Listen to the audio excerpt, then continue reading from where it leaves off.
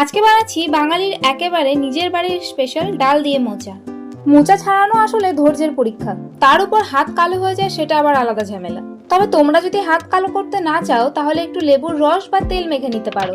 আমার মা খুব সহজ পদ্ধতিতেই মোচা ছাড়াই বটির সাহায্যে। যাই হোক, মোচা রান্না করার জন্য প্রথমে কুচি কুচি করে কেটে নেওয়ার পর গরম জলে সামান্য হলুদ দিয়ে মোচাটাকে ফুটিয়ে নিতে হবে। তারপর ছেঁকে সেটাকে সাইডে রেখে দেবো। অন্যদিকে একটু ডাল সেদ্ধ করে নেব। মুগ বা মসুর তুমি যা খুশি নিতে পারো।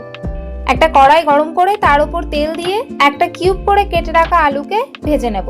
ভাজা হয়ে গেলে সেই তেলের ওপরেই জিরে দিয়ে একটু লাল হয়ে গেলে তার উপর মশলাটা দিয়ে কষাবো। মশলা থেকে কাঁচা গন্ধ চলে গেলে তার উপর ভেজে রাখা আলুগুলো দিয়ে দেবো। 1 থেকে 2 মিনিট পর সেদ্ধ করে রাখা মোচাটা দিয়ে দিতে হবে। তার 5 মিনিট পর সেদ্ধ করে রাখা ডালটা দিয়ে দিতে হবে, আর তার সাথে সামান্য একটু জল। তারপর কিছুক্ষণ ফুটবে, যতক্ষণ না জল শুকিয়ে যায়। তারপর মাখো মাখো হয়ে গেলে নামিয়ে নিতে হবে। ব্যাস, তাহলে রেডি ডাল দিয়ে মোচা।